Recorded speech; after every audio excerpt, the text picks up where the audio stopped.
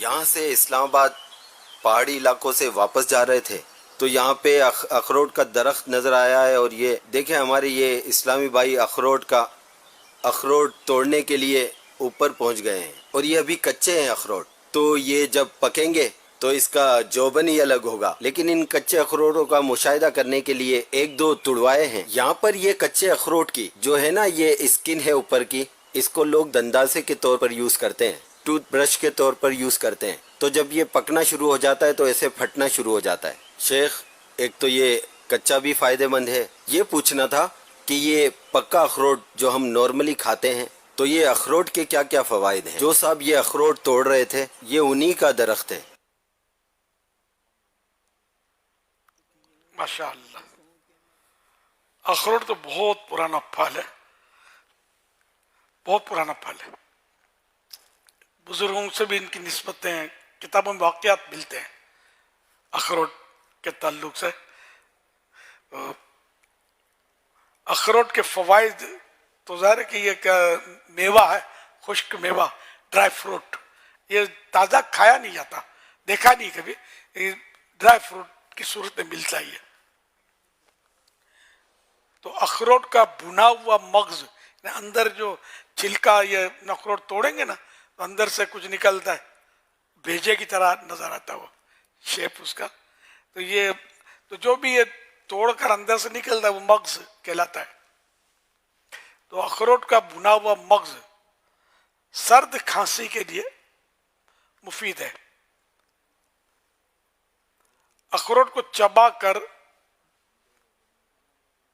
داد یعنی جسم پر جو چھوٹے دانے ظاہر ہوتے ہیں ان پر لگایا جائے تو داد کا نشان مٹ جاتا ہے۔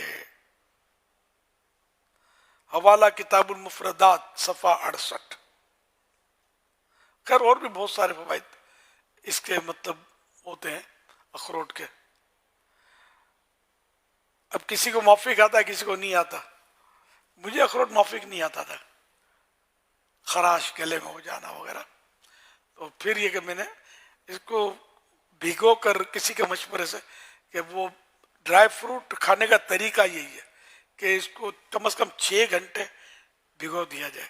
آپ بولیں گے یار یہ تو خستہ نہیں رہے گا، خستہ نہیں رہے گا لیکن فوائد بڑھ جائیں گے اس کے بعد مادے مفسد جو ہوتے ہیں فاسد میں وہ نکل جائیں گے۔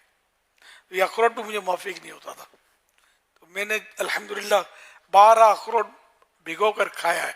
کئی اخروٹ بھگو کر کھاتا ہوں نا تو پھر مجھے کوئی اس کی شکایت محسوس نہیں ہوئی، چل جاتا ہے۔ تو یعنی اس کو فروٹ کو پانی میں 6 گھنٹے کم از کم بھگو کر رکھ دیں، اور پھر یہ کہ پانی بھی پیا جا سکتا ہے اس کا اور کھا بھی لیں اس کو، تو انشاءاللہ فائدے بڑھ جائیں گے۔ ہاں بعض ایسے ہوتے ہیں جن کا پانی نہیں پیا جاتا، جیسے وہ کاجو میں اگر بھگوتے ہیں نا اس کی تیزابیت نکلتی ہے، تو وہ نکل جائے لیکن اس کا پانی نہ پیا جائے، وہ کاجو کھا لیے جائیں۔ آپ ٹرائی تو کریں، شروع میں تو آپ کو لگے گا کہ یار یہ بھگو کر تو ٹیسٹ ہی ختم ہو گیا، ٹیسٹ ختم نہیں ہوتا، پھر آپ کو شاید بغیر بھگوئے کھانے میں مزہ نہیں آئے گا۔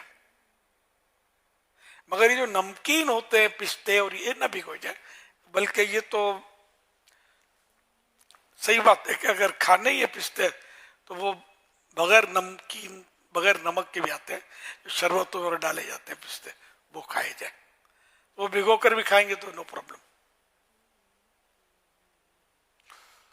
اب بادام میں بھی تلی ہوئی آتی ہیں اور نمکین آتی ہیں، ان مطلب ڈرائی فروٹ کا بھی بس تھوڑا ٹیسٹ بڑھا دیتے ہیں، کاجو بھی تلے ہوئے آتے ہیں لیکن اس کے فوائد تو کیا وہ بعض اوقات نقصانات اس کے پیدا ہو جاتے ہیں۔ تو اس لیے وہ جو میں نے عرض کیا طریقہ کار اس پر تھوڑا کھا کے دیکھیں تو سی، اب پھر کہنا مجھے۔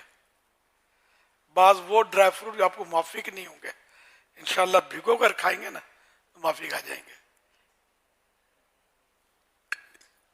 ایک اور نہیں بتایا مجھے کہ مجھے کاجو نہیں چلتے تھے، بھگو کر کھائے تو چل گئے۔